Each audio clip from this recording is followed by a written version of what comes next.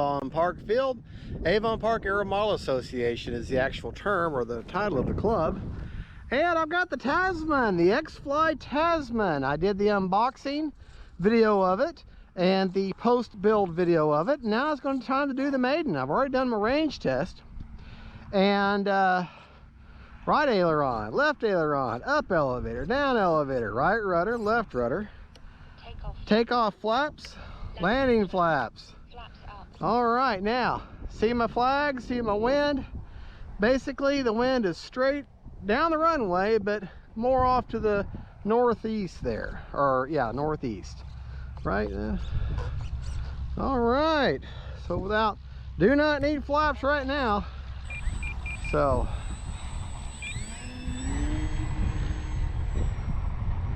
yeah. Well, she took off in short order into that wind. Now, today's the Maiden. Never flown this plane before.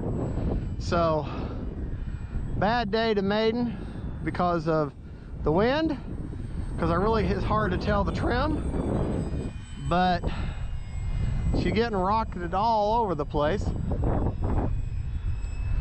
I love that orange and white markings. Boy, that really does help. Yeah, that really does help. Try not to hit myself with my own plane. That's never a good thing. I'm running a 3200 Smart Spectrum 4S Center. And so far that seems okay. Too early to tell. Oh man, that wind is rough. Very rough. Yeah. Definitely got enough power.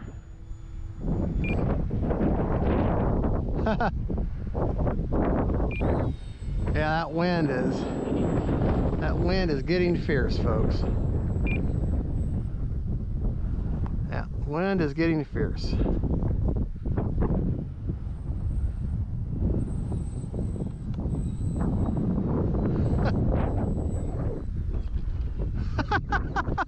Yeah, for the maiden landing, that's not too bad. Given the wind conditions. I just can't seem, boy, I need to go through puberty, don't I? I just can't seem to come out here on a day where it's nice and calm. But, so, you deal with it. One thing I've noticed, let me go ahead and turn the motor off. If you look at that wingtip right there, you can already see the paint has rubbed off. Just by simple travel. The paint is a water-based paint. It's vibrant and beautiful, but it will come off easily. So, first thing I'm going to do, or what I'm going to do very soon, is when I get back home, I'm going to give a polyacrylic clear coat on this plane, and that'll help protect the paint and protect the plane itself, help keep you from losing so much of your paint. Yeah.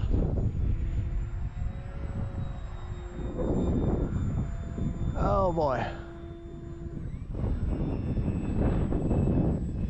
I know I'm far away. I'm a long ways off there, I know. Wonder how she'll windsurf. Got them flaps all the way down. Oh, no. Nope. Too much resistance. There's just too much wind up that high. You got to remember, the wind that you feel where you're standing is nothing compared to the wind up where the plane is. So, definitely want to keep your finger on the throttle and on that rudder. Yeah.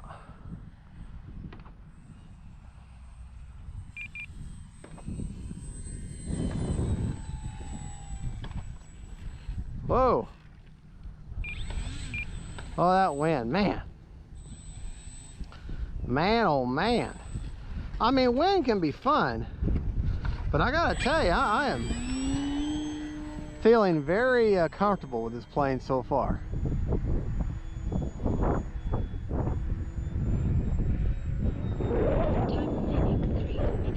Yeah. Very comfortable with this plane so far.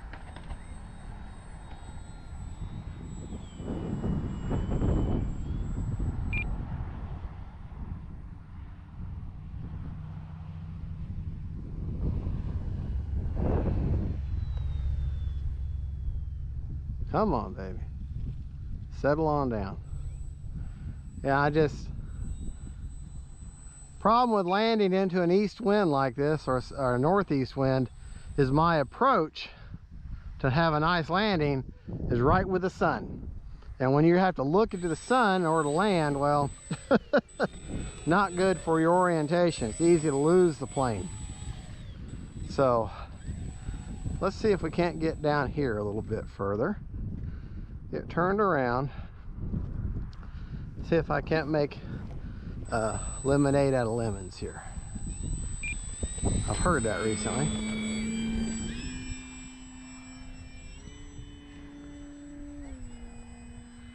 Yeah. Thinking she needs a little bit of elevator trim, but it's real, like I said, it's really hard to tell on a day like this when you've got so much wind.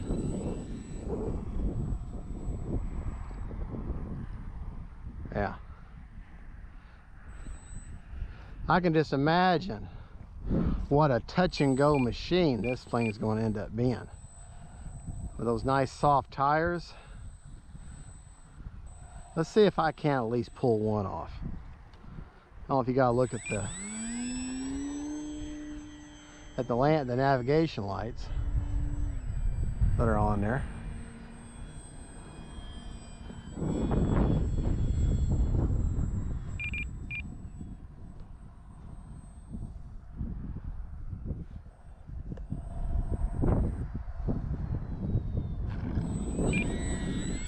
Well, we'll call that a bounce and go. Now, my receiver that's in this plane is just a plain Jane. It's that S603. There. The S603 DSMX protocol, Spectrum protocol receiver. The ones that I get from Value Hobby that I've talked about before. So this plane has no gyro, no kind of gyro at all. Nothing like that to help it with wind. Just plain point blank, just airfoil. Just the control surfaces and my skill, whatever that is. And yeah, I'm impressed. Got a minute and 46 seconds. I just can't wait to take this plane up on a nice calm day. Let's take her up and see if we can't stall her. Well, she'll take off in short order. Well, she's considered a stall plane. Stole. All right. Well, I wasn't quite straight enough then. Boy, that orange. Man, I love that orange. All right, let's take her straight up. Cut the power.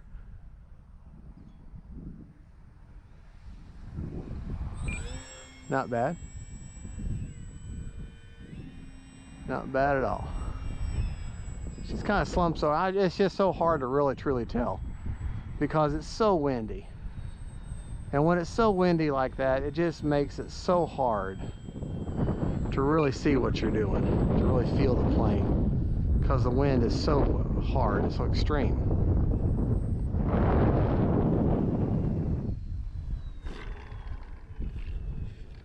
Boy, them wheels, they help.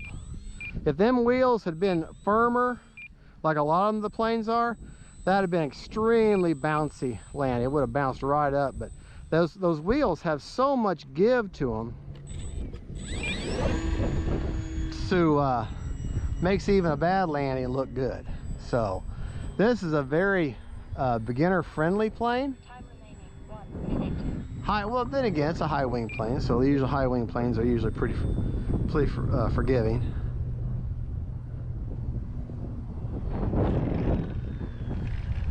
All right there, buddy. Man, a wind. Well, she's scrappy. She's very scrappy. I will tell you, if any of y'all have flown the Bigfoot, the Arrow's Bigfoot, this is how she feels to me. She feels an awful lot like the Arrow's Bigfoot, just a bigger, more powerful plane. So imagine your Bigfoot, but with a really good power source and bigger and easier to see. That's how she feels. She feels like a bigger, more powerful Bigfoot. The build was incredible. I know I'm going to go over these points in the post-build, or when I put out the post-build video, but I want to tell you the prop was perfectly balanced right off the bat. There was nothing to it. I mean, everything bolts together. I had to do the tape mod on the hatch. And real quick, let me show you where I've got my battery. She balances, if you look at these plastic hard points, same thing with a glass star. Put your finger right in front of there and right in front of the other one, out there like that, and that's where she balances perfect, right there, just in front of that plastic. And if you'll put your battery, let me show you where I got my battery. That's the CG right in front of them plastic, and I think it's 60 millimeters, I think, in. But to show you where I've got my battery, I got a 3200 4S. I've got it all the way forward in that cavity, and like I said, she CGs just perfectly there. Now, and that's that S603 Spectrum Protocol receiver I was telling you about, with my long antenna, 9 degrees. Folks, I've got like 20 or 30 of them receivers in different planes. I have never had a problem with them. Good signal, good range. And I've had Spectrum receivers fail a range test where these didn't. So what does that tell you? Great plane. I'm very impressed with it. It's got a 1.5 meter wingspan, big pneumatic blow up tires. Now folks, when you put this plane together, look at how the tires are. Look at how they're sitting there. They're sitting there just fine. That's the stock factory air that's in them. Don't add air. Do not add air. Do not add air. Leave it alone. They're perfect just the way they are. And like I said, the prop was balanced. The cotter pins are going to hold your struts in. Take a pair of needle nose pliers and just bend them out just a touch, and they'll pop right in for you, no problem at all. And they will not come out. And I can't say enough good things about this plane. I'm really impressed with it. It's very forgiving, very stable. High wing, the coloration is awesome. But the weak point, the only negative about the plane, was two negatives. I don't like the cotter pin arrangement. I would rather have screws there, but that's okay. And the paint will chip off very easily. So get yourself a can of polyacrylic, spray or brush on. Be careful with the control surface, don't get much in the hinge, but spray that on there, and that'll protect that paint and keep it from chipping on you. All right folks, y'all have a good one. Don't forget to like and subscribe. This is Fat Guy Flies RC saying God bless y'all. See you later, and remember, your family and friends are what's important. This is secondary. Bye bye.